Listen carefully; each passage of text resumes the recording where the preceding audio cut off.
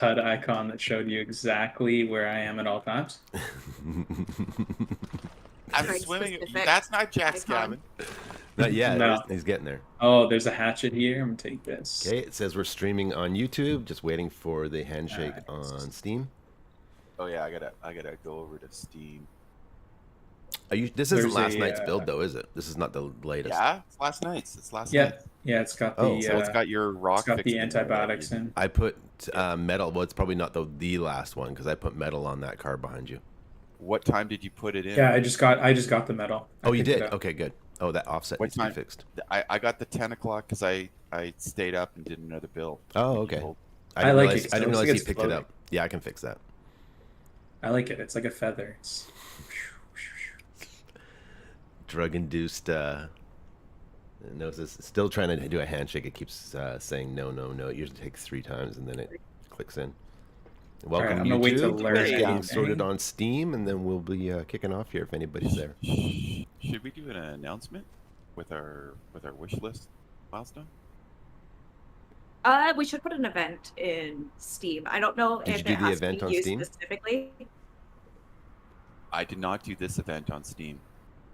I think it might have to be because it has my broadcast settings, so I don't know if it would try to connect to a broadcast from me if I posted it on my end. Do you want me to do it? Yeah. Yeah, I must have paused. Yeah, it keeps crashing on our end as far as it's not getting hold a on. handshake on Steam. Un momento. Okay, so It's okay. I'll use this time to put some distance between me and Craig. I like that. I think we should play Ken Craig Find Bobby. I can clone the last one, right? I can just clone Yeah. the last Yes. one Yep, and then just put Change in the the new times. time. and then change the time. So straight across, Bobby, to your right, you should see a dock. If you go into first person and zoom, straight there. Yeah, that's where you're going. And are we gonna go for 2 hours? Up 2, 4. I think we play until one of us passes out. Oh yeah, I'm playing hooky today. Don't tell anybody. Yeah, Bobby falls asleep on the keyboard. He's just got his nose crammed into W, and he's just running forever. I can use my auto jog. Yeah, there you go. All right, it's gonna look like I'm swimming away, but that's just because I'm swimming away. Man, I'm gonna have 3 badges, Craig. You better catch up. Well, I'm setting up the stream. Hold on, I'm gonna say it That's ends at crazy. 11:30. You don't know me. These kids and their social media. Oh, Bobby, how do I get rid of the Discord stuff that's on there? Or should I just leave that on? So on the bottom, you can click the little person icon, and that should collapse the bottom stuff. Yep, got that. And then Oh, that's right, the you 3 just dots. move the mouse off to another screen, and it'll get rid of like the source, frame rate, and all that stuff on the top. Gotcha. Let's try that.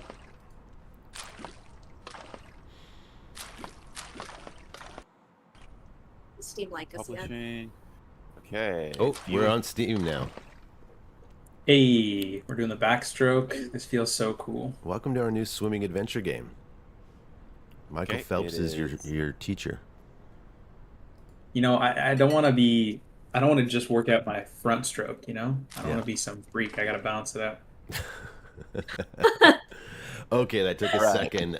Thank you so much, YouTube, for holding on there. Now we are live on Steam. Welcome to Steam Next Fest. Where and is the Gold River everybody? Project. Goddamn Bobby ditched me. I will hand off to Is Sam that to do true? introductions to everyone who's on this. Oh, on this are we stream. live? We are Is live. this thing on? thing's I'm on. Alright. not seeing it yet. Just I- you have to refresh, like leave and then come back in on the channel. Actually, there's a little refresh on Steam at the top left corner. It's very subtle. under the arrow. Under the back arrow. It's going. I'm still not seeing it. Rubber ducky, you're the one. I've got it nice and clear. You make bath times. Oh, does it just not like me? Could be. Are you using the Oh, app? there it is. Hey. I am using the app, yeah. Hey, Oh, yeah, exactly. I'm in the app as well. All right. Now I see it. All right, hand it off to Sam. All right. Welcome, everyone. We are back with another dev stream of the Gold River Project. Today we have co-founders Dave and Craig again, and we also have technical artist Bobby back. We're going to go through our demo some more. Maybe play a little hide and seek with Craig. Oh no! I always lose that game. And if you have any questions, go ahead, drop them in chat, and we can answer those as well. Awesome. Thank you so much, Sam. I am gonna basically just start the top of this instead of going into the game, because we're kind of midweek now of what it's all about. Maybe we can touch on that a little later on, but maybe some of the stuff that we've been working on, even on this latest patch. Now, Craig and Bobby are playing a build that we did last night that took care of some of the things that people are having issues with. We're still sort of, I would say 80-90% there, but the sticks and the rocks seem to be a little bit better to interact with. We found some bugs on those. Bobby cleaned up the inspection system and made sure that we had the tab key as the interact on that as well, so that was good.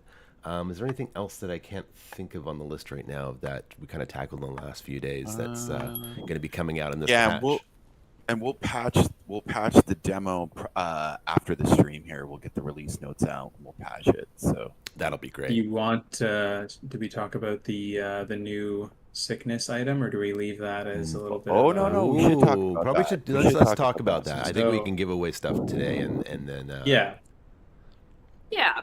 So Do you want me to I've get been, sick, or do you want to get sick, Bobby? I'll get sick so they can see what's happening here. Okay. I've been lurking in as many streams as possible. Basically, anytime someone's streaming it, I'm just quietly watching, and I'm trying my best to not say anything, give anything away. But I noticed that a lot of people have been drinking the water immediately, and realizing shortly afterwards that they now have been contaminated and are losing their hunger rapidly. We do have a solution for that, which is crafting yourself a nice little peppermint tea, which will soothe your stomach. Or you can wait until the following day. It takes 24 hours to go away. But we now have a much more elegant solution, a much quicker solution. It's going to be a lot harder to find. But if you're able to, if I can get the drink here, we've put in a new item that you'll find sort of scattered throughout medical boxes and sort of more secure locations. So you can see I have that parasite icon in the corner there. And if I go over here, we now have these antibiotics. So these pills will cure sickness caused from drinking contaminated water. So I'm just going to go ahead and use those immediately. And you'll see there that that's gone, and I'm no longer sick. So that's awesome. Hopefully going to be a bit of a game changer for some people. And one thing that I'm hoping we can maybe even squeeze in on today's build is the audio.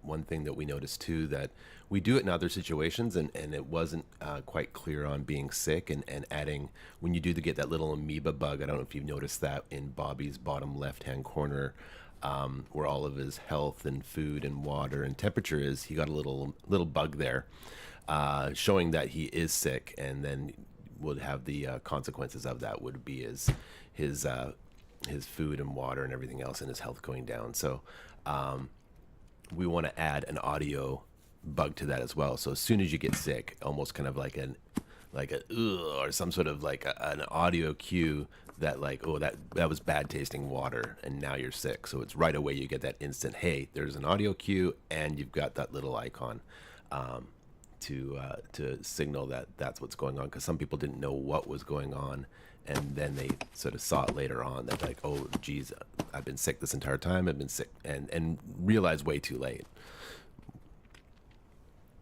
I'm trying to think, is there anything else that we've added besides quality of life stuff that's coming out in this patch? Anything on your end, Craig? Hold on, let me look at the Perfor server.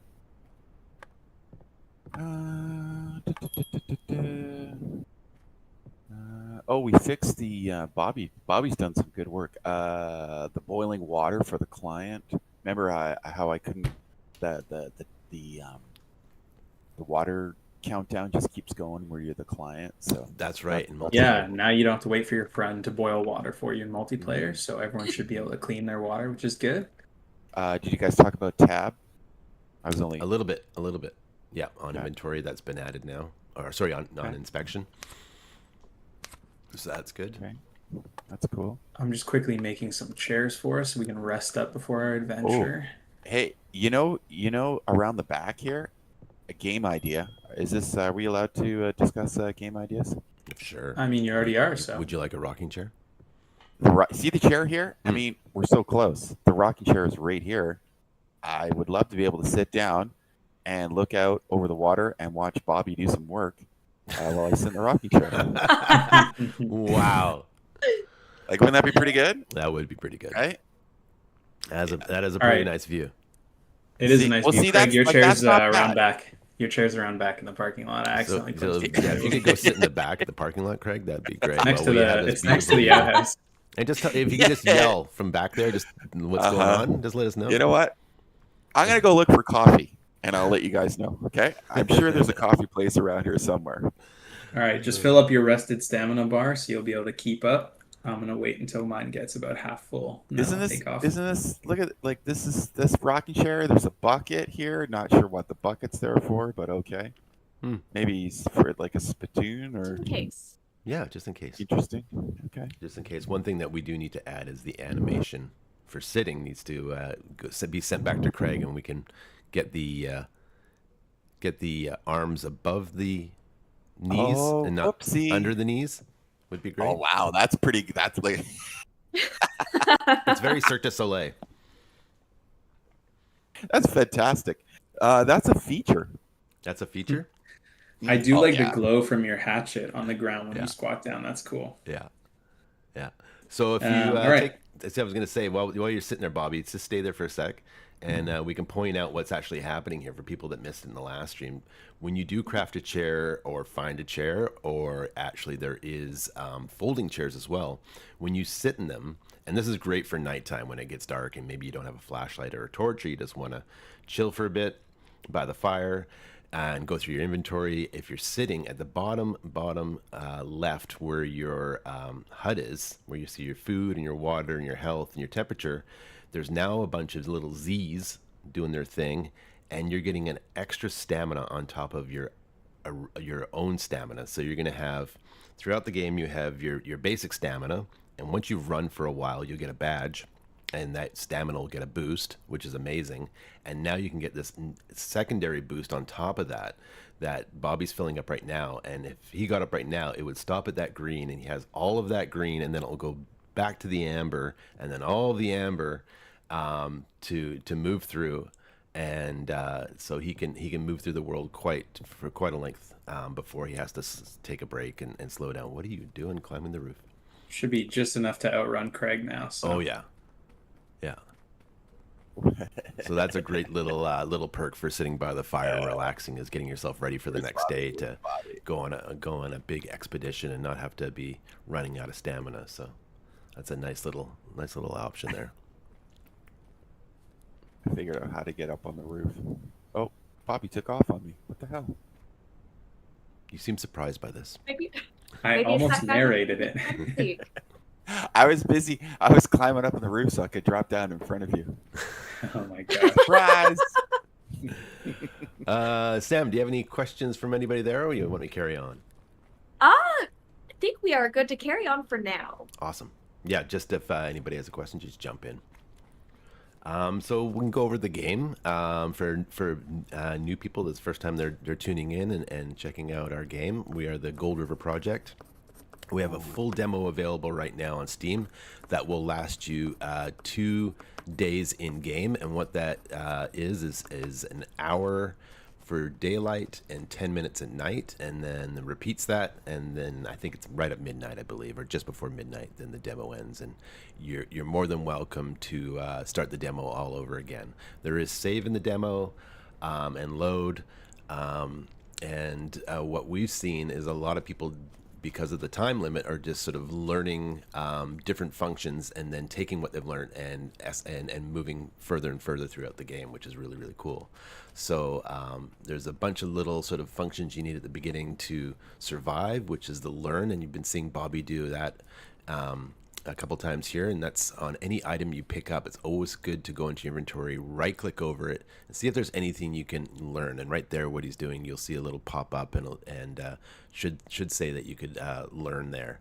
And what that does is your crafting menu in your inventory will now be lit up and show you what you can craft and then what you'll need to craft that particular item. Now, that being said, when you do learn something, it's a cost. So if Bobby wanted to learn, say, that scrap metal there, he's already done so. But if he had 4 of them, just learning that, it would be down to 3. So there is a cost to learning. So you may want to wait until you have another one, or figure out what's the best way to use that that particular item with it, whether it's a part of another crafting menu and so forth. We One do of- actually have a question in the chat about the day and night cycles, if they'll be extended in early access. If they'll be extended, that's a great Probably question. not the day, maybe the night. Yeah. It's one of those things that's very easy for us to adjust. So it'll really come down to what the community feels. One thing we did a bunch of research on open world games when it came to nighttime, and a lot of people either log off or want a sleep option or just not really into moving through the night. So right now it is a short night. It is only 10 minutes. But I personally, especially when you move into the other seasons, it's really cool with a flashlight moving through the night with the fog, low level fog, and atmosphere like that. And it's really spooky and cool. We are going to probably have things that you could do at night that you couldn't do during the day, as far as, different sort of, points of interest that will have, something related to that. But nothing at this moment. But yeah, that could always change. The day-night cycle could always change. It's a long answer to a short question. Uh-oh. What's wrong? Uh-oh. Bad kitty. No. Oh. Go save him. Too late. Did a cougar just kill you? I think so. There's 2 of them. There's I was Oh, walking wow. on the trail towards the Firewatch Tower, just enjoying the day, and I got jumped. They took my lunch money. This will Not be cool. actually. I'm glad this happened because I was playing Are the other you? day. I'm Yes, not. I Scared the am. bejesus out of me. Hopefully you put a bed down so you can respawn back at your base, and we can get into that. That in would a have been second. smart. But you That probably would have been didn't. smart. No. This will be interesting. I want Bobby to be able to go to your body, which will be set up as a grave, and see if his loot is there. Because I just recently went to do that, and there was no loot there. There was the grave, and it said body, and then you opened up Okay. the loot, and there was nothing there. So this would be a Cool. great test to see if it's a Cool. client issue or if it's a single player issue. Yeah, just down that trail that Bobby's on right now. Sorry, I'm watching the stream. Okay, cool. So I guess I'll hit random respawn, and then Yeah, good luck. So Oh, what God. happened to Craig there is that if you do die in the game, he is going to respawn just in his underwear, and I believe you get an icon where your body is, so he could run back to his body. Obviously, he died in a terrible way because he wasn't able to defend himself, so running back to his body might be a little terrifying. But if he put down a sleeping bag at camp or a crafted bed, he would get the option. Do you want a random respawn, or do you want to respawn back at your base? And he could have selected that. And if these two had their stuff together, they could have had Whoa. a Whoa, lean-to. you're grouping, Whoa. you're grouping. I'm just saying, you kind of work together here. You could have had a lean-to that would have maybe had some clothes in it. So if something happened to either one of you, Well, maybe weapon, I don't know, maybe some food. I'm spawned by here we the go. kids Here it camp. is. Here it is. So let's see. Did this work? Search. So yeah, there's a little bug there. So we can take I'm a look also at that. question. So I'm currently playing in black and white, even though my campfire is in color. Is that because I have no clothes? No, that is a because- bug as well. You should be, when you respawn after dying, you Okay. should be a fresh new character. The Interesting. only difference is that you wouldn't have clothing. Now, and you shouldn't be black and white. Your vision, you should be everything should be. You know gray. what's interesting is Your I'm by health's the good, kids but camp. Well, I'm by the kids camp, Mm-hmm. so the greenhouses, those are in color, but everything else is in black and white. So some things are in color. If you can hit Interesting. F12 and take a screenshot with Steam, then we can look at that later. It's a very. I think it's. I think it's a look. I think it's the look we're going for. Very film noir. Ooh, Bobby got a storage key. Now this is another great example. So Bobby is in the watchtower, and he found a key to a storage facility, and with all of our keys in those particular loot boxes, they do move around on every new play, just like our points of interest move around on every new play. So this key could have been here, or it could have been somewhere else. So that's a great find. Now he has, if he knew where the storage lock area was, he could head over there and inspect that. So we have a bunch of things that that are really cool to keep this game. What's going on, Craig? You're very excited. No, I found the doctor's bag. Oh, Or the cooking bag. The cooking Cooking bag. bag. See, you thought it was just me. I'm gonna quit and come back in. Okay, So I'm gonna kind of cheat. sounds good. That's not really cheating. So I'll hijack what I was talking about, and because Bobby is actually working on it, we'll talk about what he just found. He just found a specialty pouch, and there's several of these that randomly respawn as well in the world. And there's a chef's pouch, which is the one that he has. So anything to do with cooking goes in there. There is an ammo pouch, so anything to do with your ammo or guns can go in there. There's first aid. There is farming, and there is fishing, and they all correspond to those particular things. So it's sort of a system to help set up roles. If you are playing with a bunch of friends, each could be a different role, and one person could be the medic, the other person could be the farmer, and so on and so forth. Or if you're doing solo, you could collect those and leave those in your lean-to or in your tent, and then pull them out when you need them. If you fire up a saved game and you're like, today I'm just going to work on my farm, then you would grab your farmer's pouch, and you'd have all your things in there ready to go, all your seeds and things needed for farming. So those are great little specialty pouches that randomly respawn on each new play through the world. And that leads me back to what I originally was talking about, which is all of our POEs and notes, maps, keys, AI that are all randomly are generated at the beginning of each new game, and that keeps everything very, very fresh, and changes up the world every time you play. Even for all of us, we don't know where things are going to be either. So it's a lot of fun in that aspect. There's no way to sort of, I've already played this game once through. I know where everything is. I know where the substations are, which is a point of interest, and I can get that into a second, that show up,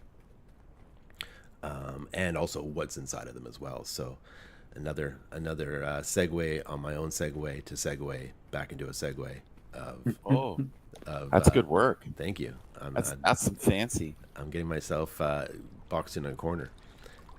So a substation. There's 3 ways to progress in our game, and right now, Craig and Bobby are in summer, and later on they're going to want to get out of summer and leave this place and move into fall, which is Ever. you're never going to want to leave.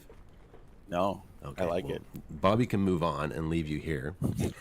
And in doing so, you need to bring down this massive wall. And on the other side of this wall is fall. And in doing so, the wall comes down so you can move forward, but everything that you knew in summer also turns to fall. So the temperature's going to drop, the leaves are going to change, the weather's going to change, and it's going to get a lot more hostile. So you want to kind of prepare for that before you do bring down that wall. And to bring down that wall, there's 3 methods to do that. So there's the first one that I talked about, which is a substation, which randomly generates through the world. And there are maps to locate that substation that also generate randomly in the world. So you can find the substation if you don't happen to find it by accident. And substations are puzzles, and they are also what powers the wall. So they are puzzles that are wrapped around things like hydroelectricity, geothermal, nuclear, electrical, all different types of ways of powering the wall. And within that is a puzzle that you need to solve. And once you figure out the puzzle, you power down the wall, change the season, and move forward. So we have a puzzle way that you can progress through the game when you're ready to.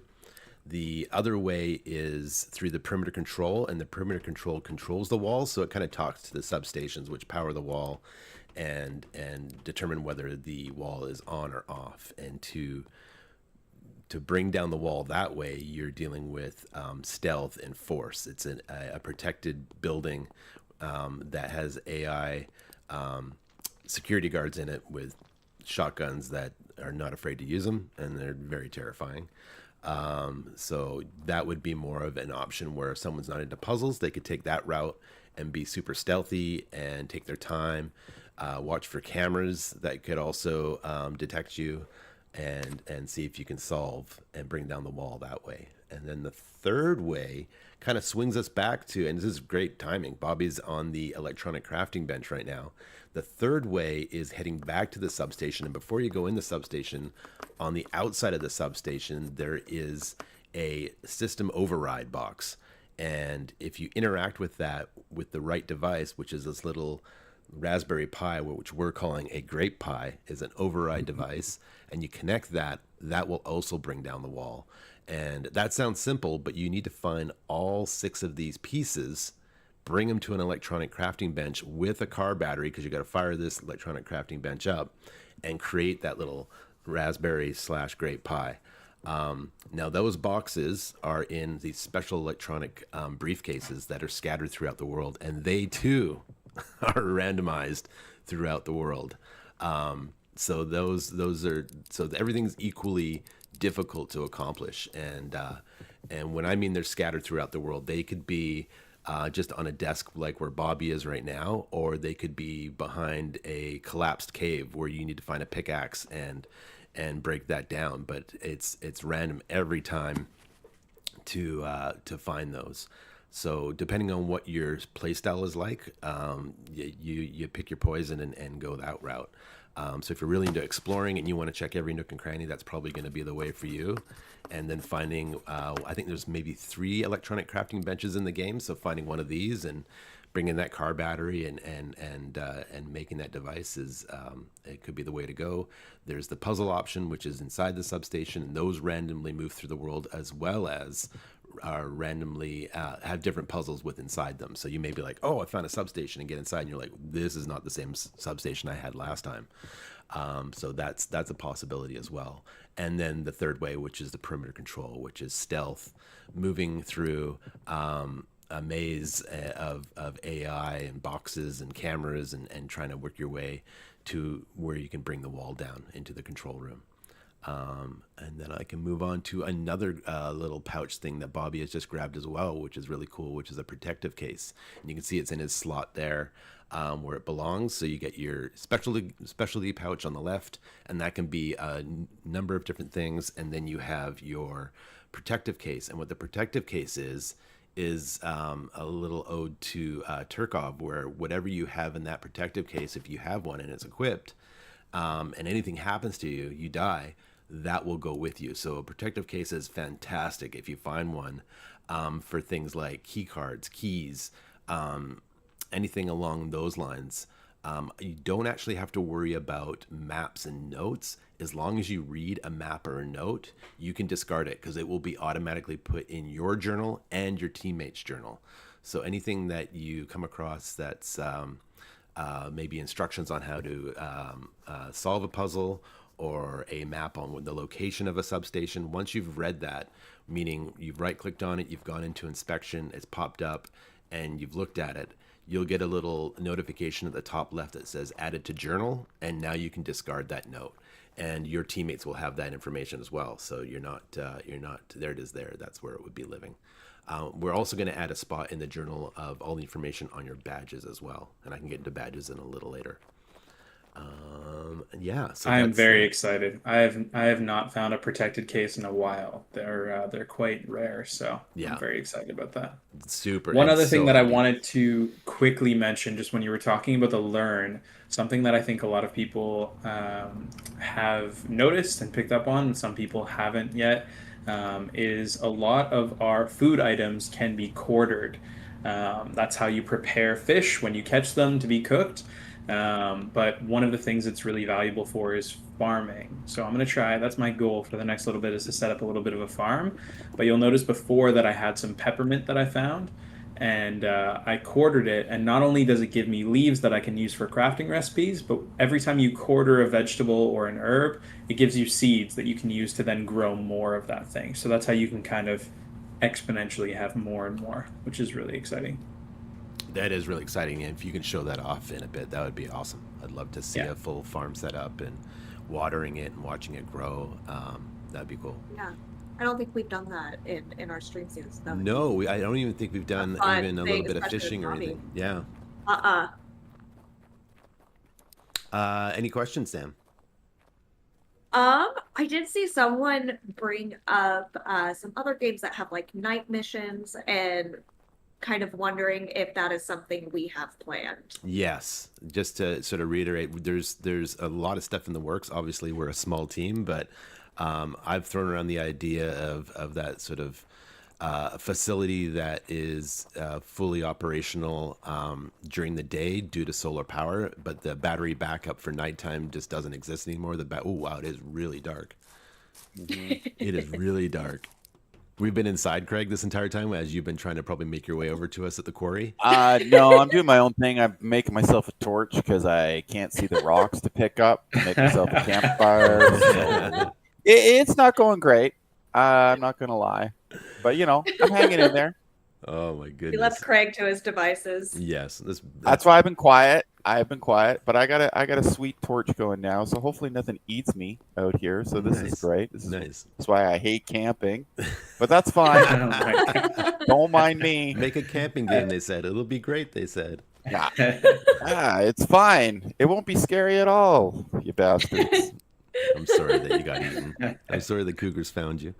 Yeah, Um, I was friends just more than one whistling did. away. They saw me coming. I'm just happily hiking down the trail, boop, doo, and they were just waiting for me. oh man, I'm very I sorry. think I saw one of them was smoking a cigarette for sure. Yeah, they're not nice in this game. That's for sure. They have tattoos as well. Yeah, it was scary. They're the bottom of the barrel. That the most we could afford in the cougars AI category. We'll take the $4 cougars. Thank you very much. Well, I'm gonna have a fully operational farm for when you finally get back, so don't worry. Look at this guy. Show off. Show off. Back to nighttime. Yeah, so something around the realm of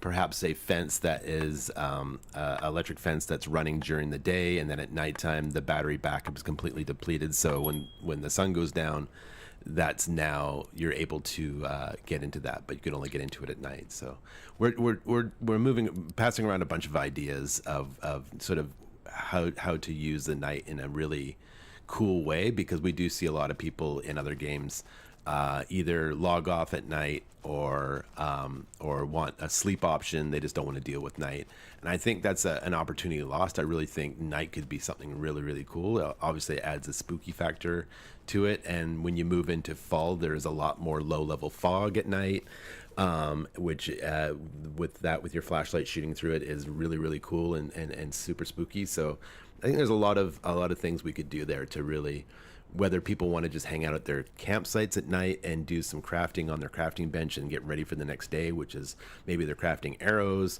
they're sitting, they're getting that nice stamina boost. There's a lot, I think, that can be done there and be really super cool. So Shit, I took a lean wrong into that. turn.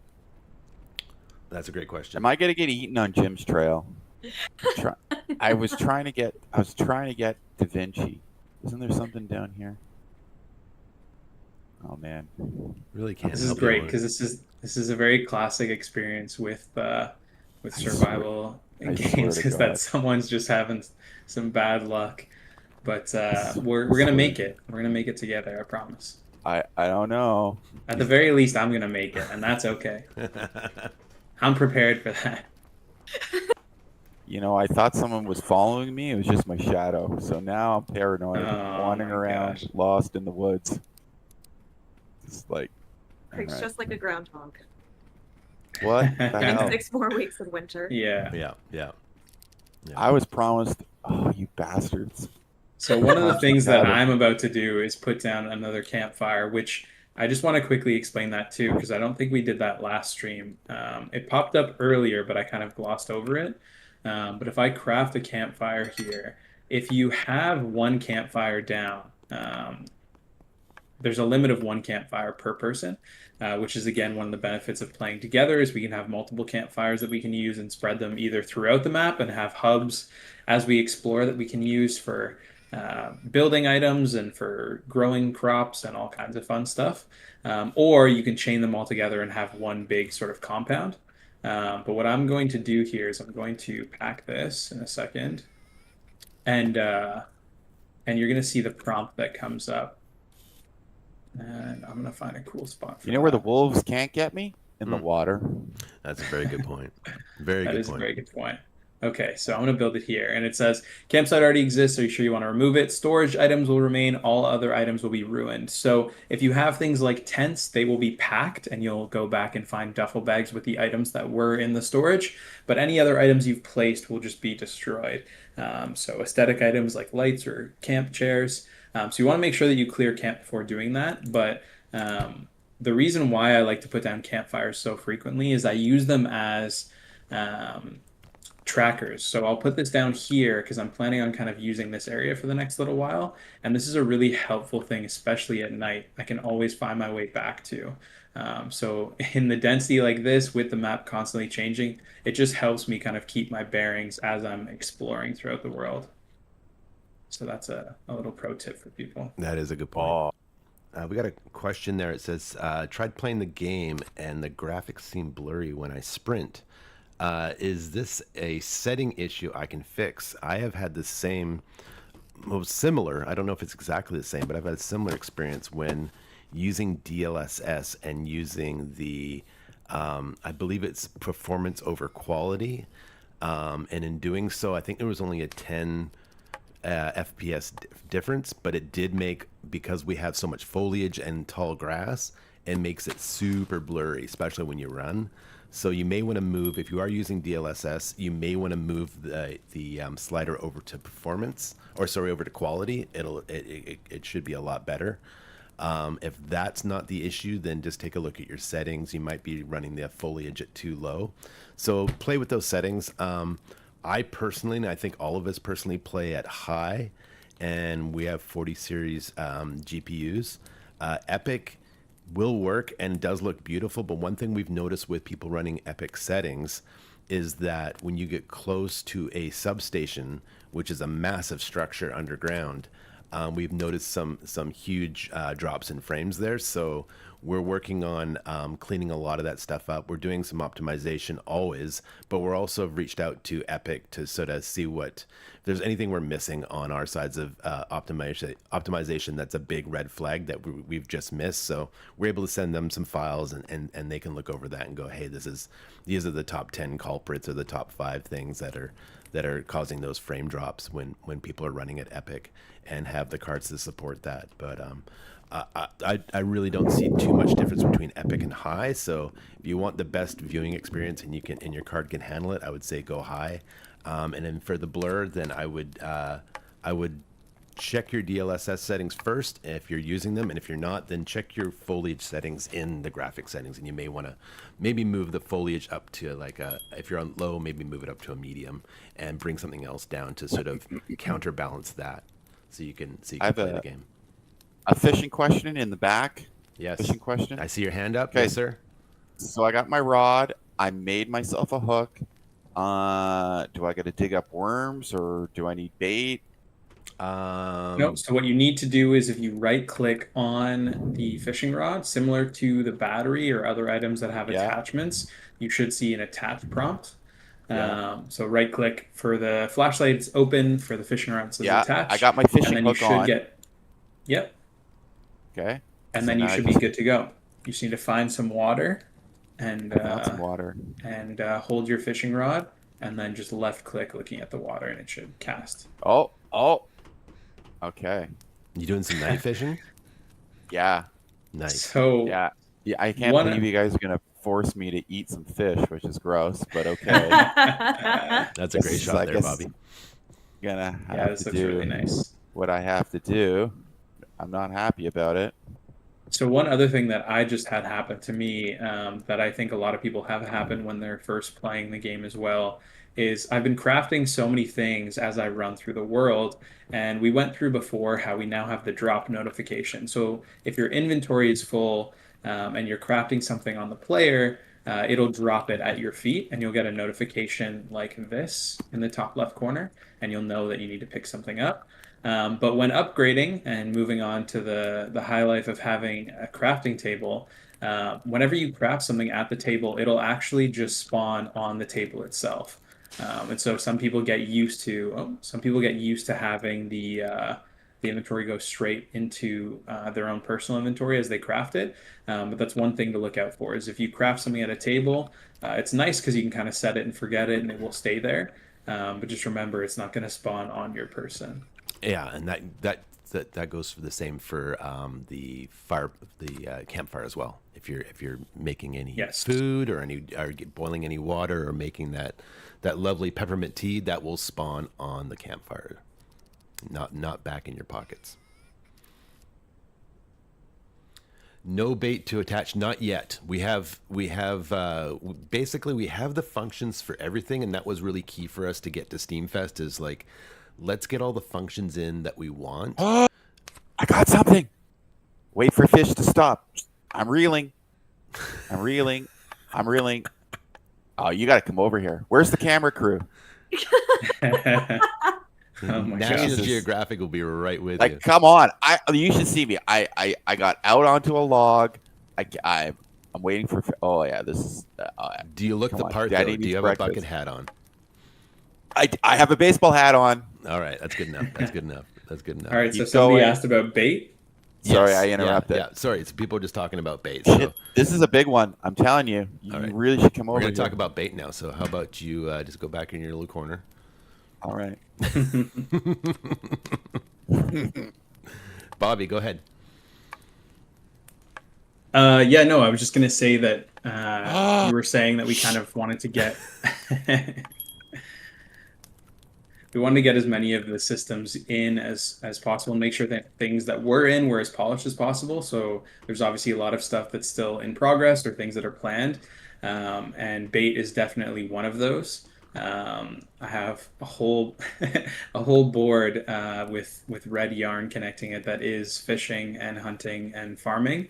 And we definitely have a lot of plans in the works for different times of day that might affect the fishing, as well as connecting things like hunting and fishing and farming together, where you might be able to get certain resources from one that you can use for bait for another, or potentially get resources from one sort of survival skill that you can use as some sort of fertilizer for another. So stay tuned for all that fun stuff, but I don't want to give away too much just yet.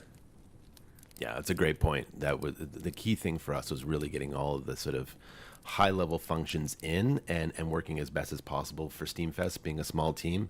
But once these are in, it's really easy for us to then branch off and like what Bobby was saying, is have all these sort of things intertwine with each other, like it is with hunting a deer, and you get the meat from the deer, you get the hide from the deer. Those are things that you're going to be able to craft with or eat with or trade with, and then also the bones, where you can turn the bone into a hook. So if you have a fishing rod, right now there's fishing rods in the game, but we're going to have a crafted fishing rod coming out. So you will be able to find that, and they'll have different levels of, like, a crafting fishing rod is great, but it's probably a little harder to catch things with than a regular rod. We want to get into day time cycles, so best times to catch a fish in the early morning, at dusk, day, high noon. It's going to be a little harder to catch a fish, different types of fish. So the main stuff is there for us to branch off of and really sort of go with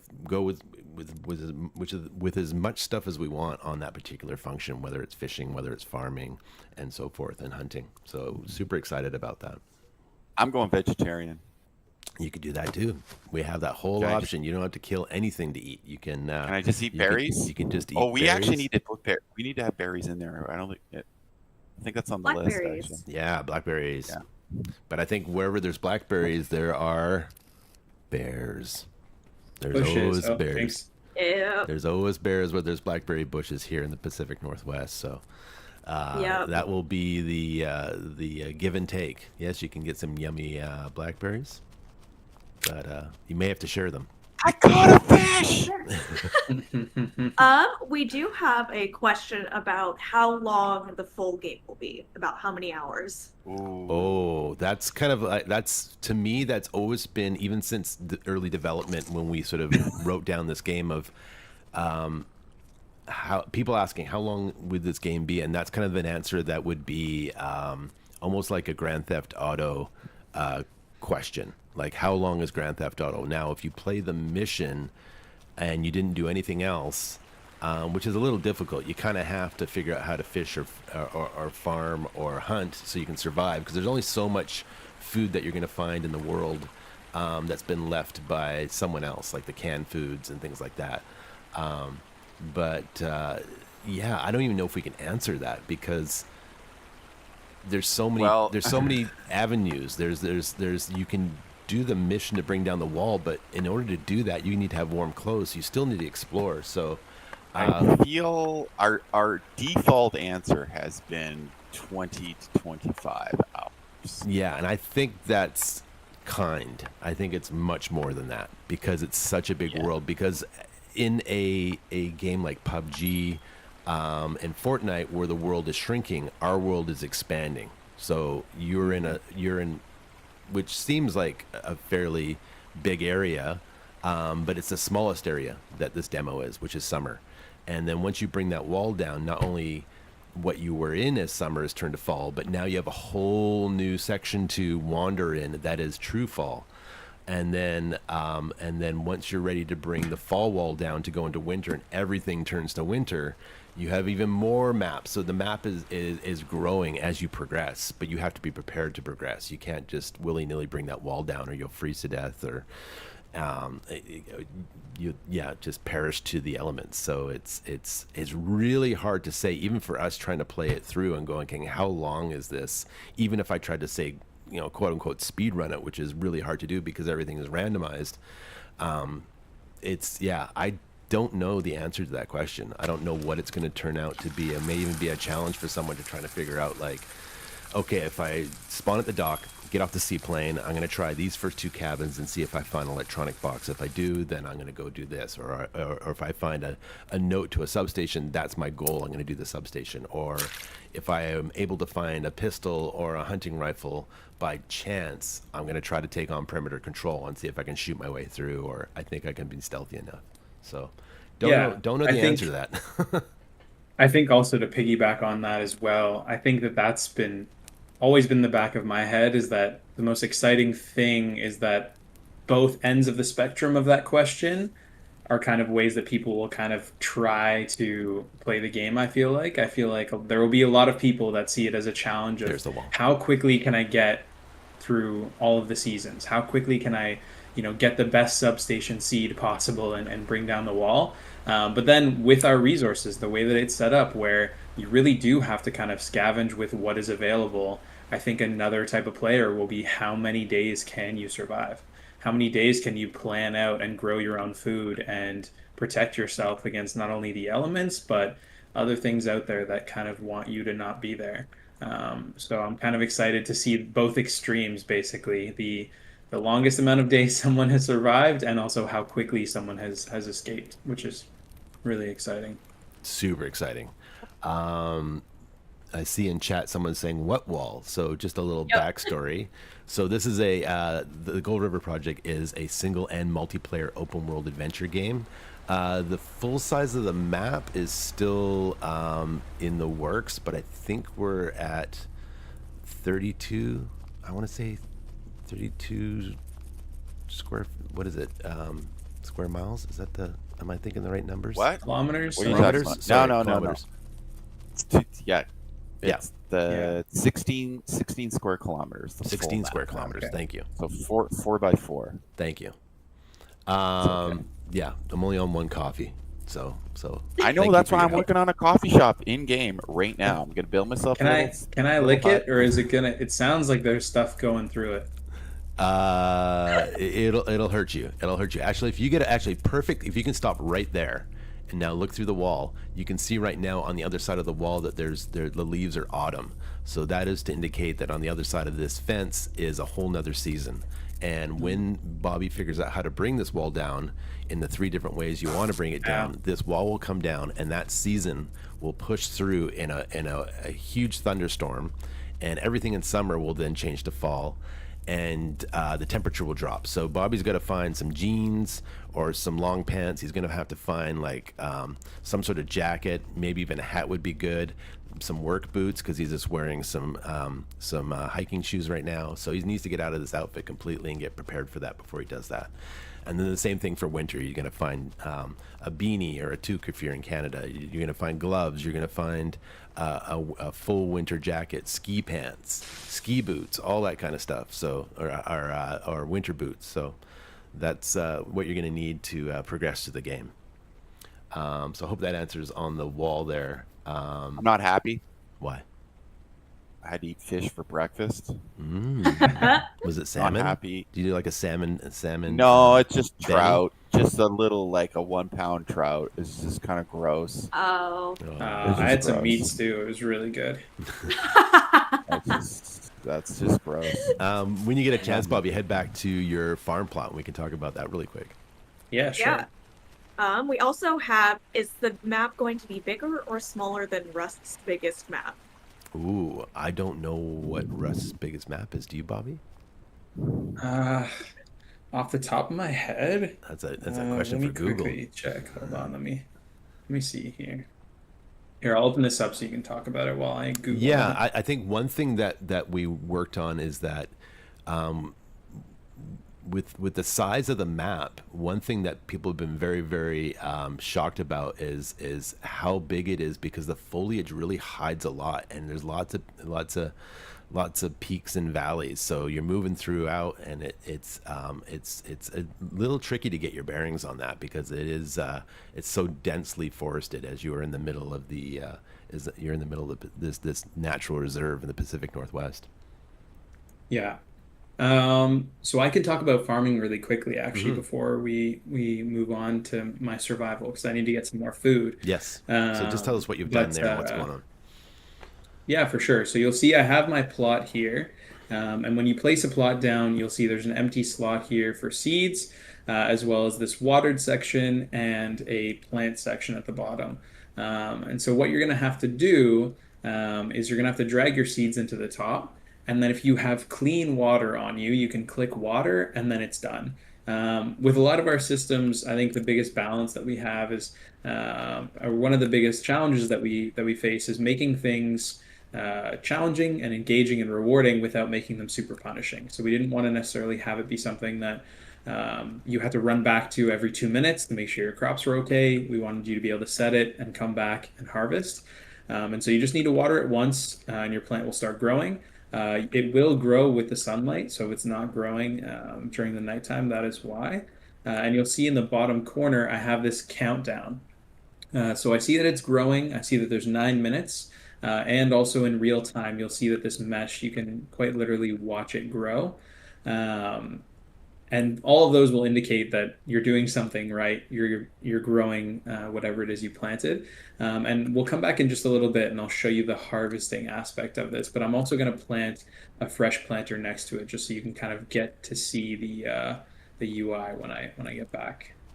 But yeah, so that's kind of the rough overview of farming. And then, like I said, once you harvest it, there's a lot more you can do with it. But we'll get back to that in 9 minutes. 9 minutes, and then after the 9 minutes, there is almost like a cool down, right? You have to collect it within a certain time before it rots.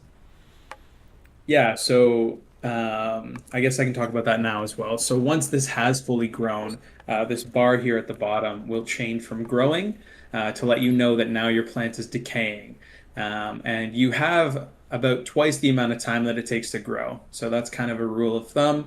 If something takes 15 minutes to grow, it'll take about 30 minutes for it to decay of real time. So the reason for that is we wanted it to be something you can kind of set, but it is something you kind of have to tend to and pay attention to. Anyone who gardens knows how fickle plants can be. And so this bar here will fill up and then it'll turn red and start ticking backwards. And if you don't harvest it by then your plant has decayed. And you just collect kind of dead plant matter, which, wink, wink, might be used for something else in the future. But again, we'll get to that later on.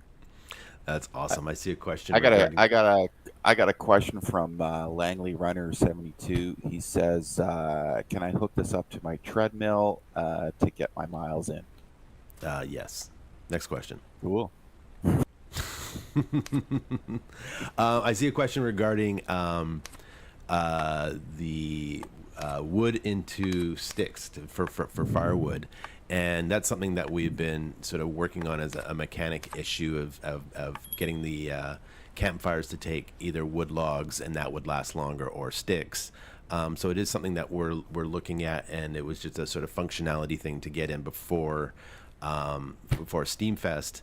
But what you can do, and a lot of people miss this, is it's pretty easy to pick up logs on the ground. And if you go to your crafting, scroll down to sticks, and you can craft sticks that way. So Bobby's just grabbing a log here, go crafting, look for sticks, and there you go, and hit craft.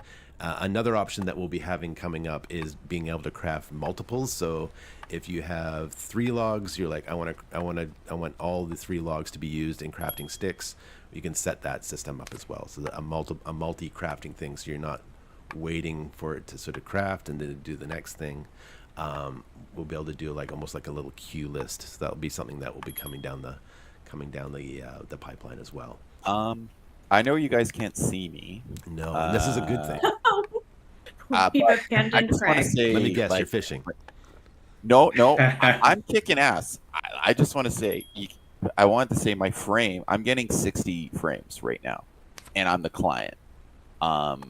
So I know I'm on the other side of the map, and Bobby's doing his thing.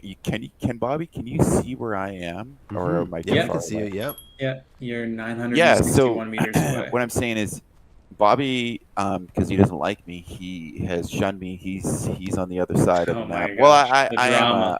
I do have a lot. I do bring a lot of drama to camp. So, you can have, how many people have we had? Up to 6 players in the map. We have had up to 6 players. We're still sort of trying to finite what that magic number will be. I would love it that you could have 6 friends. That way you can play this game without leaving anyone out. If you have a bunch of friends that you love to play games with. So that would be ideal. We're just doing a lot of stress testing on that because as I've spoken in the past, there is no servers.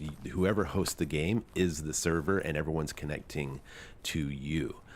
So that being said, if you are going to play with a bunch of friends, whoever has the best PC as far as the CPU side of things, not so much the GPU, but the CPU, they should be hosting because they'll be saving all the data. They're the only ones that are allowed to save the game. They'll be running the sort of the day-night cycle, all that kind of stuff that happens throughout the game is going to be coming from that person's PC, and then everything else is the GPU based. So right now our team is spread out. So myself and Craig and Steve, the lead art director, is all in Vancouver, and then we have Sam, who's on the call with us, down in Seattle, Washington, and Bobby, who's on the call with us, is in Montreal. So Bobby is hosting right now, and Craig is over here with me in Vancouver, and we have a Discord going, and it's running pretty damn smooth. We're seeing really good performance right now. There is definitely optimization that needs to be done, but Yeah, we're I'm impressed hearing with it. I'm hearing Bobby's breathing when he's doing. Well, I am breathing Arrow. pretty heavy, to be Right, fair. so I can hear him across the island. Oh, like when he's breathing doing his heavy. bow, so that's Yeah. got to be fixed. Yeah, I mean, there's some little client server issues, but what I'm saying, for the most part, like, I'm running around. I haven't seen Bobby now in 2 days, and I'm running just fine. Yeah, So, I mean, that's the other thing, right? Which is, I this is a great example of not only the performance side of things in the multiplayer, and obviously we have ways to go, but how great it is right now that if you two are actually playing this game how you're supposed to be playing it, Well, you can play it however you want it, but say if you're playing it on, you want to get the wall down, Craig could be looking on the island right now and searching for a substation or a way to bring the wall down while Bobby is doing the same thing. So you guys can just almost kind of live separately and figure this out, and not have to be side by side. You can And- have your own adventures. That is one of the things that they fixed in UE5. Because remember, there was that distance where you'd get too far and you'd fall off. Yeah, there was a lot of was, like we've been developing this game since UE4 and have had close contact with Epic, and they're sort of like, if you can hold off, wait for UE5, it's going to drop soon. It did have a lot of great benefits, like Craig said. It did have a lot of shortfalls that have now been taken care of. Being an open world forest game, they weren't quite ready for foliage, so that is something that we had to wait on with them to finally get the game out where we are now. But the multiplayer side of things with player hosted, which is like an Astroneer or a Forest, I think Astroneer was done in UE4, Yeah, and I UE4. think Forest is done in Unity. Takes a bigger team to really make it work, and moving over to UE5, a small team could do this kind of stuff, which is amazing. So super happy with the performance side of things with player hosted. The other thing I love about player hosted that is great about the game and being a single player and multiplayer is that there's no servers, in the sense that if the studio moved on to another game and they're like, oh, we don't want to pay for the servers anymore, that game becomes dead. That'll never happen with this game. This game you could always play with your friends as long as you own a copy of it. It's you're hosting, so it's all depending on you and your machine. So super happy about that. You're not stuck to something where you're like, look, I dished out some money for this game, and now 3 or 4 years later on, there's no servers, I can't play it anymore. That would totally suck. So that's on a performance side of things for what's happening on the CPU, which is all the multiplayer stuff. We're really happy with that side of things. It's definitely could still use some work. That we still see a little sort of stutter and twitch here and there, but yeah. super happy with that. That's going to be ongoing. But yeah, it's interesting that, like I said, like I haven't seen Bobby since I died, got eaten by the wolves, came back. The other thing is how many times are we gonna harp on this? Oh my gosh! 2 wolves still. I let the guy get eaten by 1 cougar. I was gonna say, I love the story. The story yesterday. Where's the therapist? In game was a cougar, and now it's 2 wolves. So tomorrow, let's see if we can survive another night. And the story was like, these 4 bears came up on me. Yeah, exactly. You don't know what I've been through. You don't know. What was I going to say before I was so rudely interrupted? Oh, when I came back in as the client, it's nice because the time syncs up. So if Bobby was at night, if he's at night and I join him, the time is working. You get synced to the server. Yes, so everything is replicated. What doors he's opened, things that he's interacted with, you'll see the same thing. Yeah. So what I love about that is that Bobby gets home from work. It's work day is done. He's like, I want to play some Gold River Project. He can host the game, start it up, and then when his other friends get home, they can join whenever. They can either join on a save that you guys previously had, or a fresh new game. They could pop in the lobby right now, take the plane over, and start right at the dock. So it's always living when the host has it up. So that's really, really cool. Question on the optimization. Yeah, we know it needs a lot more optimization. If you just showed up, we are in talks with Epic and them helping us take a look at what are the biggest issues that we can point us in the right direction. We know some, and every day we're doing more and more optimization. But UE5 in general is a huge VRAM hog. If you have a 30 series, 40 series, or 50 series card, what we're seeing is it really doesn't matter on the performance side of what the card has. It's more so the VRAM, so the video memory on the card. The more you have, the more Unreal games are going to run better. And it's just sort of a fact right now with what's going on. Now, that being said, we are running right now Unreal Engine 5.4.4. Is that right, Craig? Correct. Yeah. So correct. that's the version we're on. Unreal just dropped in preview 5.6. No, 1.0. 5.6. Oh. Yeah, it's full. Oh, now. it's full out now. of It's out of preview. Yeah, Oh, because awesome. of Unreal Fest was last week, and it's out of preview, so it's 5.6.0. Excellent. So they And did that some looks really optimization. promising. Yeah, they did some optimization in 5.5, and what they did with that is they brought over the system they're using for geometry in the game, which is Nanite, which really helps with sort of the levels of detail of things that are far away. The only thing it didn't work on is anything that's a skeletal mesh. And what a skeletal mesh is in the game is anything that has animation tied to it. So if you're looking at Bobby right now, not only the character, but the backpack, the shirt, anything, the shoes, all that stuff is skeletal meshes and cannot use Nanite.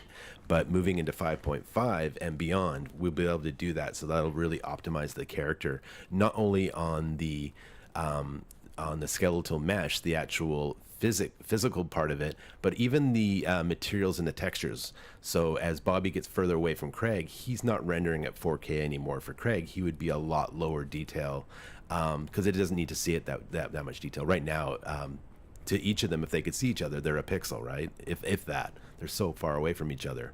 And as they get closer, it will go through and generate automatically not only the texture detail from, say, 128 to 256 to 512 to 1024 and so on and so forth, back up to that 4K what we're running the clothing at for the quality that's that close to the camera.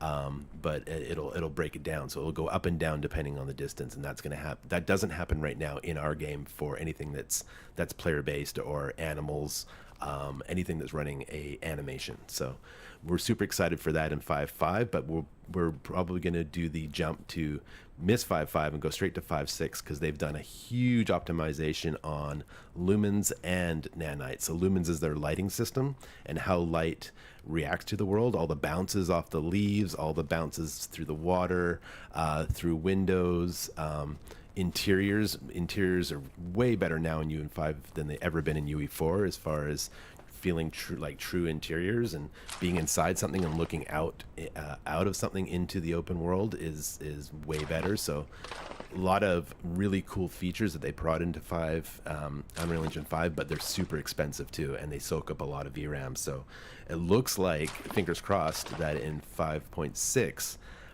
there's a lot more optimization in those two fields, which is something we use heavily, and will hopefully bring that cost of VRAM down, so older cards can play. Like ideally, the goal that we want to go is the 20 series, which is the first RTX cards and up, will be at least able to play at a decent frame rate. And obviously when you get into the 30 series, especially the TIs like you have there in chat, all the way through the 40s and now the 50s, it should be a fantastic experience. And we have there's other game companies in Vancouver that are using Unreal Engine 5 and had great success and up in the 100+ frames, and we're learning from them as well. They're slightly different games, but there's a lot there to learn from, and as well as reaching out to Epic and having them help us out and take a look at some of our data, and they can kind of comb through it and tell us, hey, these are the top 5 things we think you should tackle. So Bobby's chasing a deer. Good luck. Any other questions there? Any hints where I could find a tarp? That's from Langley Runner 72. Langley Runner seems to be in chat a lot. I'm not seeing that person, but that's cool that you must maybe on YouTube or maybe somewhere else. Yeah, big running blogger that likes the game from time to time. Nice. So whereabouts is said player in the game? Can you ask them? Well, I see deer somewhere in the middle. So you are the person. There was I mean, let me ask them 1 sec. There an old car, they say. I will give you a little breadcrumb. So if you're in the field, which is known as a Whitetail Campsite, correct, and there is an old car and a shack there. That roof of that shack probably plugging up some of the holes in case it rains. There are some tarps. So get on the roof of that shack and you're good to go. I was on the roof and then I fell off. I guess I'll go back on. Yeah. Oh, I see. You are sneaky. You are sneaky. Oh I yeah. see it. Awesome. I This see is it. this is where Bobby is in the kids camp, and he's over at sort of the 4-H area where they do all the farming. And one thing we're going to add, hopefully soon, is a lot of these plots, the ones that have dirt in them. I want to have them basically already pre-set up so you can actually use them. There's some in here that are just bone dry with no dirt, but we have some with dirt in them. It'd be great that people didn't have to create the actual farm plot. They could use these ones in the summer, which would be really cool. Some of them actually have food already. Yeah, Bobby just found a carrot, quartering that carrot, so he's ready to prep a meal if he wants to, or just snack on some carrots. Do it. He can be him. Do him. I'm going back to my farm. I can expand now. All right. Oh yeah. Oh yeah. I'm up on the roof. Oh my gosh. He's gonna hurt himself. He's I'm gonna so excited. gonna I'm break so a hip. excited. It's pretty steep up here. Does our health insurance cover this? No, not at all. Uh-oh. Aren't you supposed to be tethered to Bobby so nothing happens to you? No, as soon as I got eaten by those 3 bears, that was it. See, there it is. Now it's 3 bears. I knew it was gonna come. Yeah. I knew it was Yeah. gonna come. Oh, So with early It's access, actually just been multiplying. somebody lied to me. Somebody lied to me. I can't pick up these tarps. yeah, you can. No, I can't. Oh, I lied. Yeah. I can. Yeah. And there it is. There it is.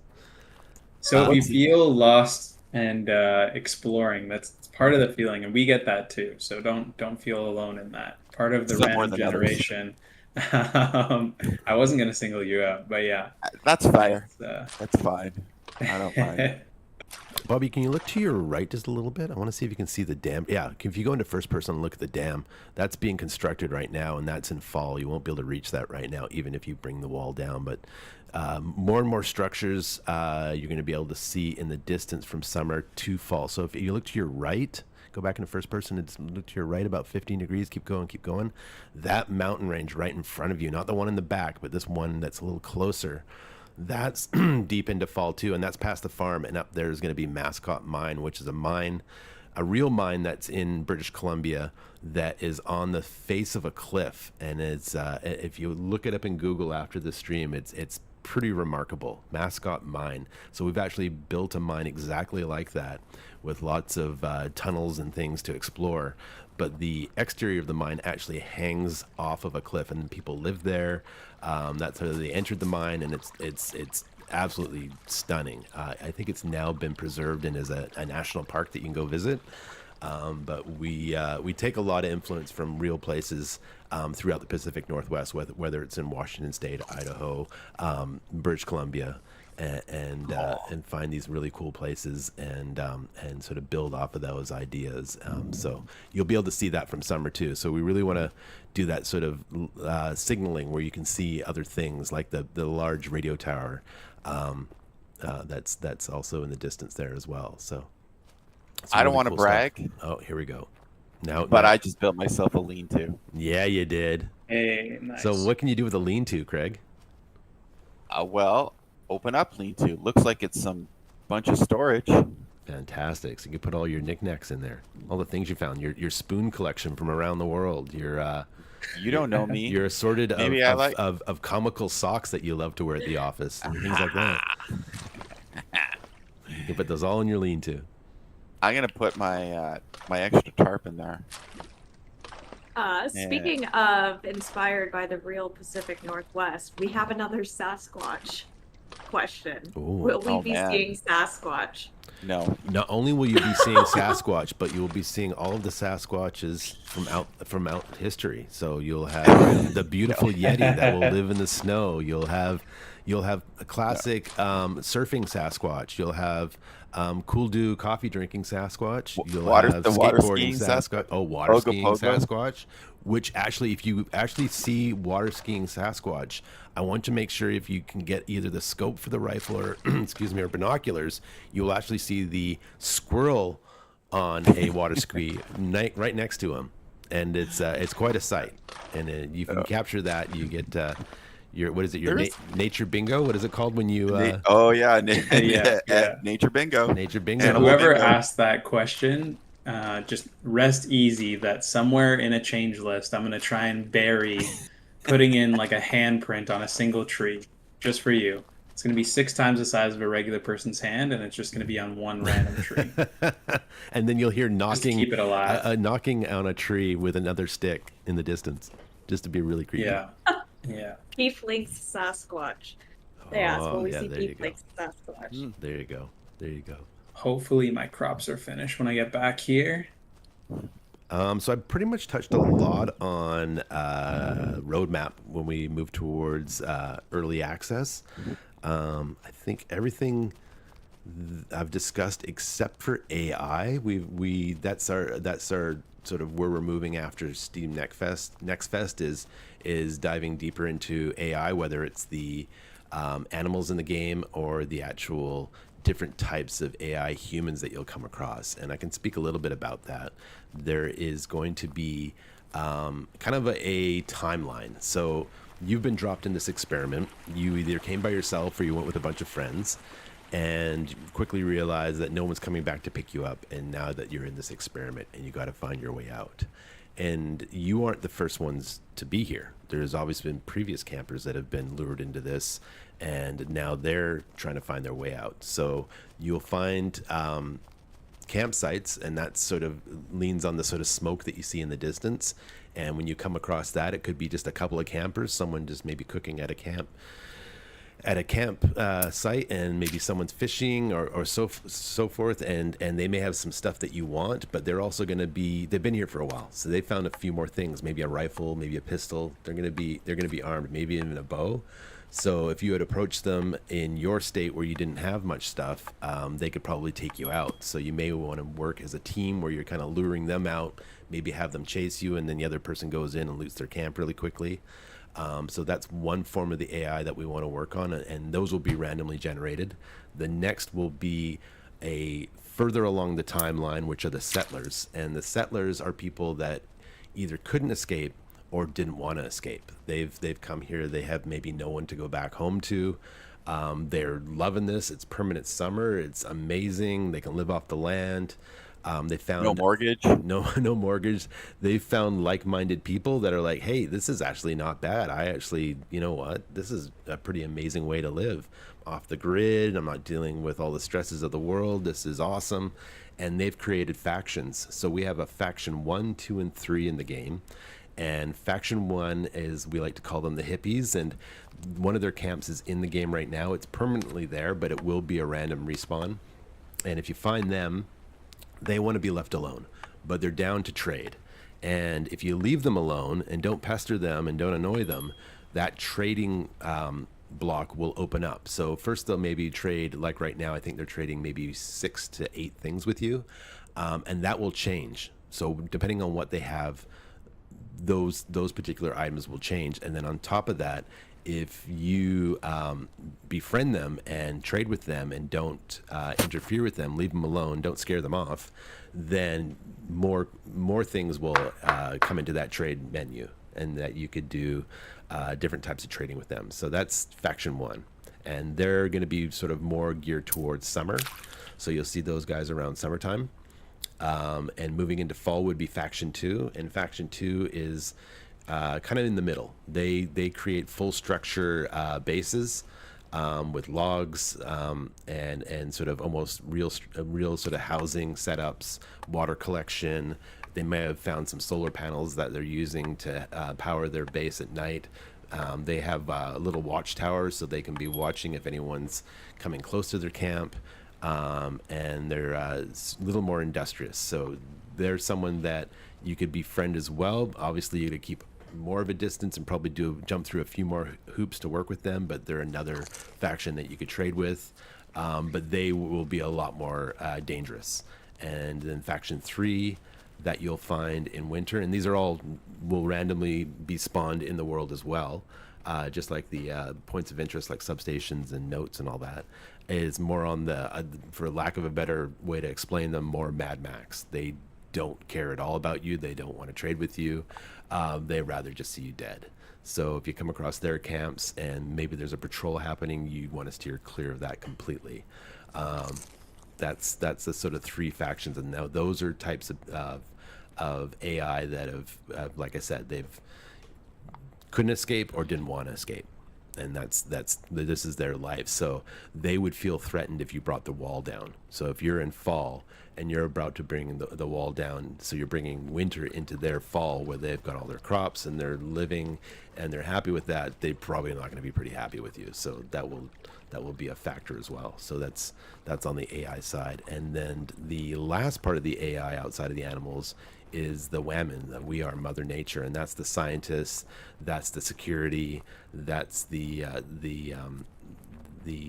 people that are running the entire establishment, engineers and so forth. So those will be in certain locations, whether it is a perimeter control or other structures that don't want to spoil as of yet, but things that you'll find further on in the game and we'll have to deal with.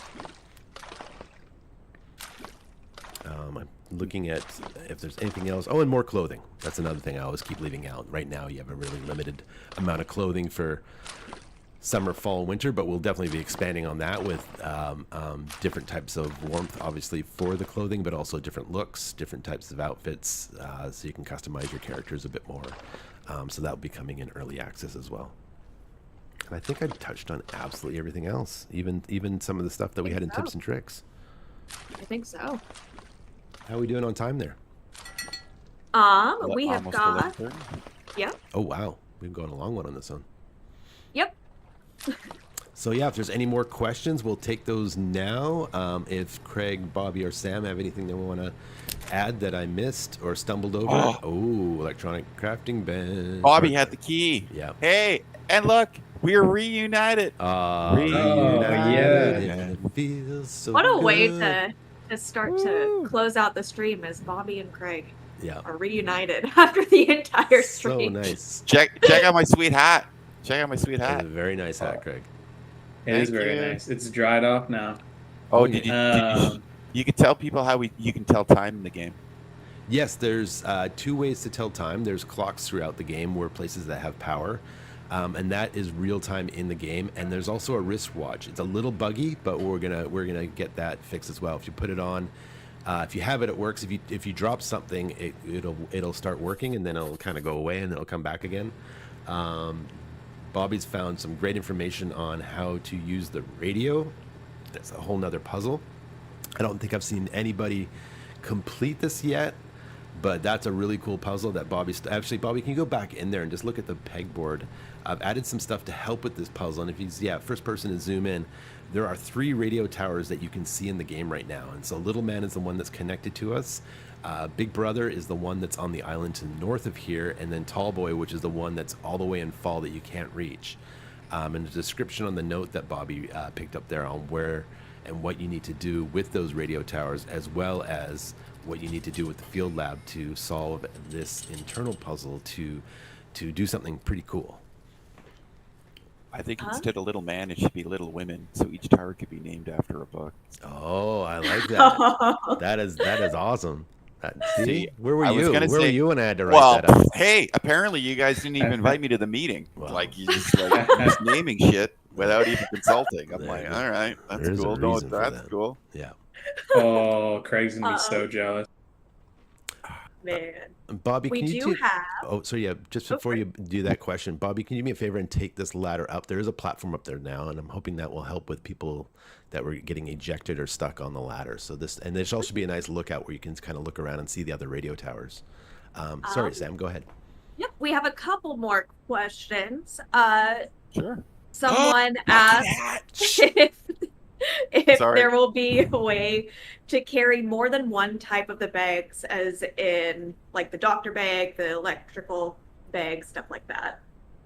Ooh. I think don't right know. now it's one for one. We kind of did that for like role playing, right? Like we kind of thought we would just do that. So short answer, no, because we thought you would. It's when you're playing with your friends, and each You person will- would take a specific bag. You will be able to pack them. There's a bug right now with packing them when they're empty, but not equip more than one at a time for right now. Because, like Craig was saying, it's part of the multiplayer experience to kind of choose a role, but also for the single player experience. It's to kind of consolidate stuff for when you want to go out on a fishing quest. You swap out your fishing bag for whatever you're wearing, and you kind of choose what to bring with you. I don't like to say a hard no because who knows? There might be some Yeah, things could always change, but change. yeah, that's a great point. One thing I also wanted to point out is something that we had early on is that the reason why you're finding splints is that you did have if you took fall damage, that you did have the possibility of breaking your leg or breaking your arm, and seeing that in the health menu where it would say, oh, this is broken, with a broken bone symbol, or it would be a bleed symbol depending on what happened to you. So that will be coming back. We're trying to figure out the best way to deal with it. And originally you would have a broken leg and you'd be dragging your leg behind you, and we're just trying to find that sort of nice level of you are injured, and it should be a hinder, but how much of that should it be, and how to deal with that. So we had some bugs with it, so it's been brought out right now. But I think when you fall right now, you just take overall damage on the body, and you need painkiller to deal with it. But we want to get the use of the splints back in soon, and work with things like broken arms, broken legs, depending on if you've taken a hit, whether it's been shot at and you're bleeding, or it's broken a bone, or you've fallen and broken a leg. You got to talk about vehicles too after that second. Oh, yeah. Question, take the question first, and then talk. Yeah. Take a question. Did we want to? Someone's asking about the length of the demo. Did we want to go a little bit into the replayability of the demo specifically as well?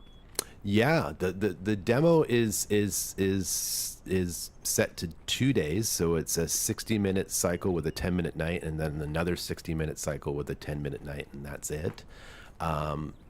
The reason for that is we did have it just 1 day, and found that in that 1 day it wasn't enough to get into any of the lore. It was enough just to sort of get the campsite set up, and then get into get as far as that. So we're like, okay, we're gonna do 2 days. 3 days is because this map, there's only so much you can do.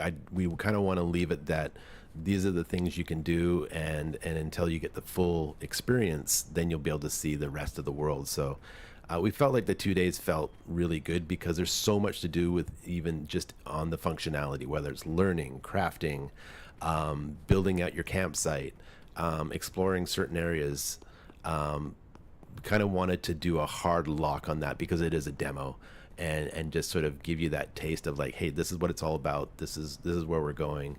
And for us to do, I think, a longer demo, there would have to be more content, and I don't think we are willing to sort of expose all of that stuff. We still want something super exciting to be able to play the early access. So you're like, if you're coming into early access and you played the demo, we want it to be that much more exciting of like, oh wow, I've done this, and I want to go into fall and winter and experience all these other new points of interest and new things, and move from there. So yeah, we're kind of locked in that 2 days, and we feel that's a really good for getting your feet wet and understanding what the story we're trying to tell and the world that we're trying to provide. You can play the demo as much as you want. It's we've seen people now really maximize that 2 day time period into like doing as many things as possible to be able to explore as much as possible. So quickly getting off. And the they've gotten quite far. Yeah, cooking right away, and even bringing down the wall and moving into part of fall that we have exposed, and exploring into some of the pump stations and different areas and stuff like that. So, yeah. Vehicles. Yes. So coming in early access, you've probably noticed them at the kids camp. There's going to be kayaks. And those will be a blast. We want to not only have the kayaks that you can sort of scoot around with your friends, but I would love to be able to fish off them as well. So you could go get out in the middle of the water there and enjoy yourself and have a really relaxing time. Just fishing off your kayak would be fun. And then obviously just taking your kayak and bringing down the wall and heading up one of the rivers into fall and moving upstream. And I think that's going to be a lot of fun as well. On top of that, we want to do outboard motorboats. So the classic aluminum hull boat with the two-stroke motor on the back and find gas and spark plugs to get that thing running. I think is going to be fun. And we've talked about what, just outside of obviously having something like that, but what is the plus and minuses of them? I think with the kayak, the plus with the kayak is that they are kind of stealthy. You can kind of move around and they are kind of quiet. No one hears you coming. Whereas you have a stinky two-stroke blue smoke outboard motor and loud as could be, you are going to bring a lot of attention to you moving throughout the world. So yeah, you can move around faster, you can do stuff, but you're definitely going to be a bit of a heat score, The next thing moving into fall will be ATVs and possibly dirt bikes. So that's you probably noticed too, if you've moved around in the fired up in the lobby and looked around, a lot of the stuff that's in the lobby is in the game. And that's kind of what we're trying to represent there. So yeah, ATV, once again, you'll probably have to find parts for it to keep it running. So that will be in the game. And then the next thing moving into winter will be snowmobiles. As the seasons change, a lot of these vehicles will be useless. With winter coming in, a lot of the lakes will be frozen over. You're going to lose a lot of places to collect water. So rationing and getting prepared for things like winter is going to be a process. So yeah, that's our count on vehicles and what they mean in the game, not only for quick transportation, but also could cause you some grief. I think that is all the questions. Awesome. When you jump off a high place and my health drop. Yeah, your health will drop, but we also had, just looking at chat there, that if you do fall, you will take some damage. Say if you even jump off a bridge and that it's too shallow, it's not deep enough, you could take some damage that way. But we actually had it a little more refined, where it was what kind of damage you took. So it's like, oh, you just broke a leg and now you're limping, and you have to craft a splint, or you have to find a splint. A lot of that stuff we had initially and just decided to kind of park it for right now until we could really do it justice and had it make sense.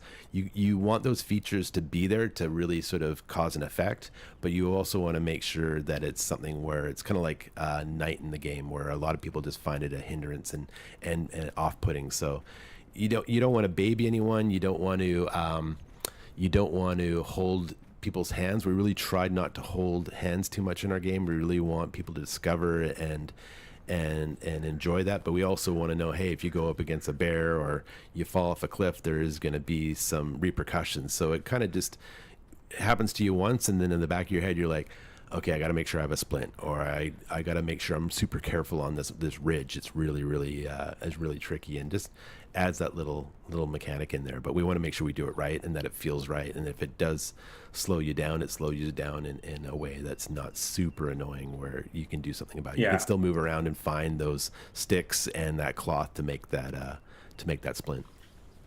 Yeah, I think also, just to speak to that too, that initially we made the decision to omit that, as well as a couple other more granular features when it comes to healing yourself or damage you might take, because like you said, we wanted to do it right and we wanted to be able to roll it out as polished as possible.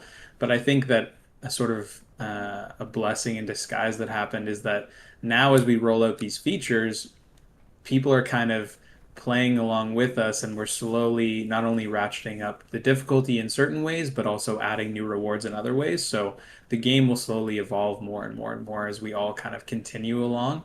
And that's something that I think we're all really excited about. I mean, even just like we talked about at the very top, so people who have joined a little bit later, these antibiotics are, I think, a prime example of what I'm trying to talk about, which is a cure for sickness that's different than making the tea. And this only came about from watching people play and seeing people understand that they needed to craft the tea in order to heal their sickness, but they weren't able to find any. And instead of making this land just abundant with peppermint, we thought, what could be another cool solution that people could find, this rare item that could cure your sickness. And I think that's kind of the same approach we want to have to different problems, is we don't want to just throw them in and make them a nuisance, but we also don't want to make them too easy for the player. So it's nice being able to kind of see how people are playing and experiencing those pain points and how we can kind of respond in real time, which is really exciting.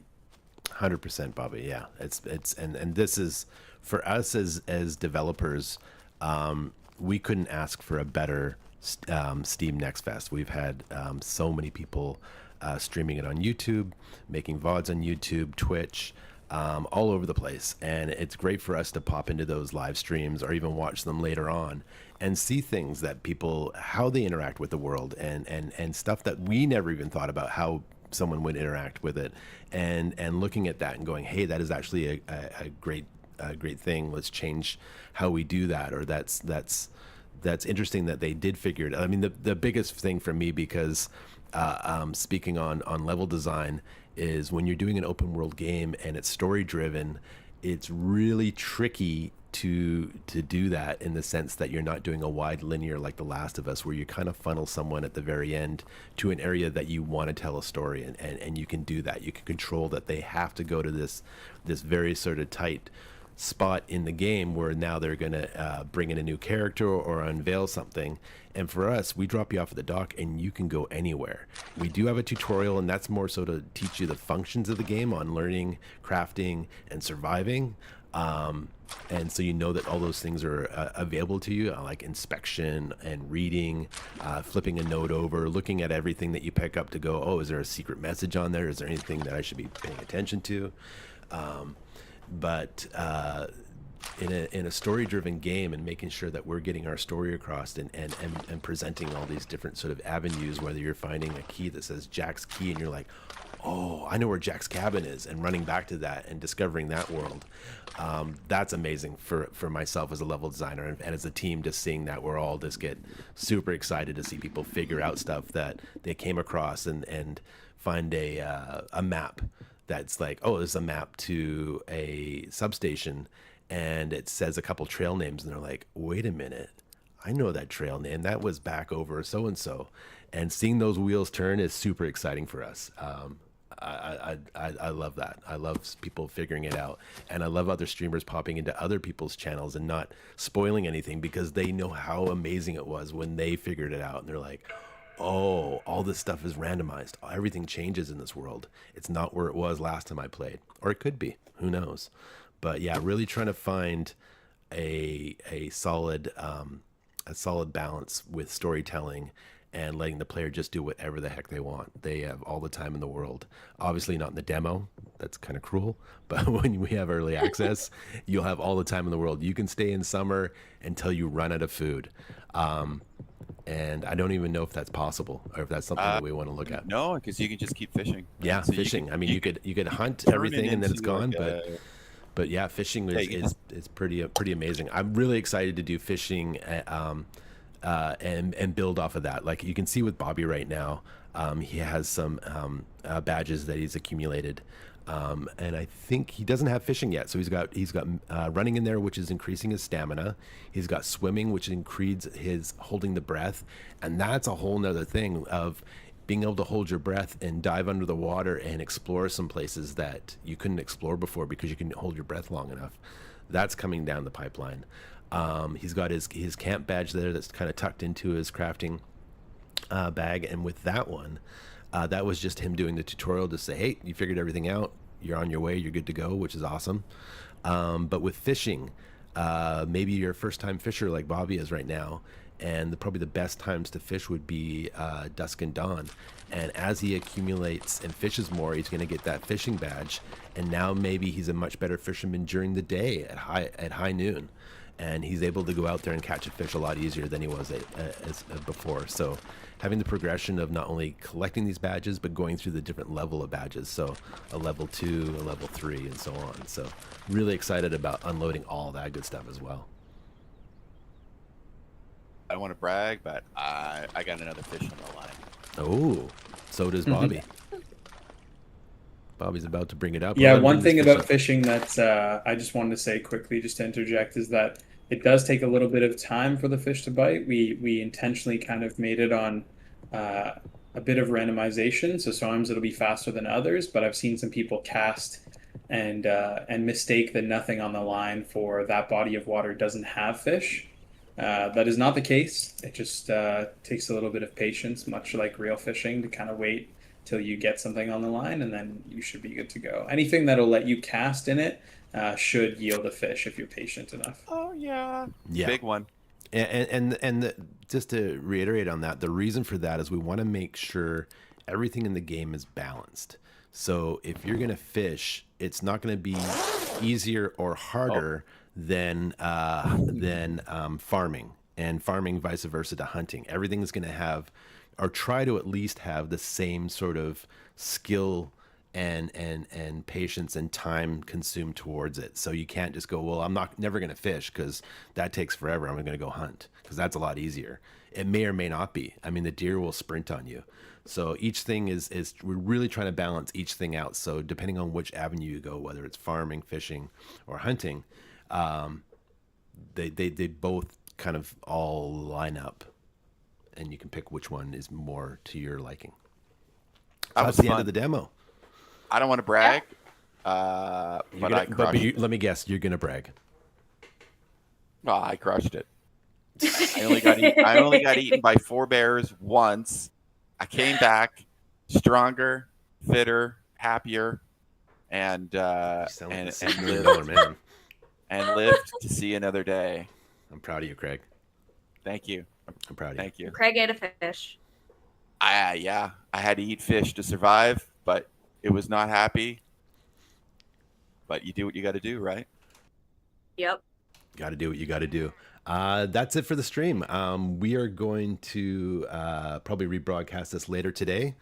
And if you're here right now and it's the first time you're discovering the Gold River Project, welcome. Please join our Discord. We have amazing community in there, and hosts with Joka, who's in chat right now, and Sam, who's with us on the call, and are willing to take any of your questions, concerns, any of your feedback. If you are playing the game, please use our in-game bug tracker by hitting escape, and that helps us out a lot. And yeah, wishlist us. Wishlist. It's Steam Next Fest, so the wishlist is super important. And tell a friend. If you love what you saw and you're enjoying the demo, please tell a friend. And we are a 6-person team, and we'd love to continue doing this and bringing you exciting worlds. So thank you so much for your time here. All the best. Thank you guys. Thank you. Thank you. Sam, for hosting. Thanks care. For putting up with me. All the best. Thank you, everybody. Have a great rest of your day or evening, or wherever you are. All the best. Take care. Bye-bye.